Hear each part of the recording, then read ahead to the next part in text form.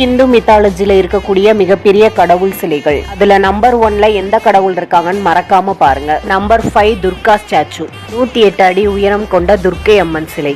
இந்த பிரம்மாண்டமான சிலை ஆப்பிரிக்கால உள்ள மொரீஷியஸ் தீவுல இருக்குது.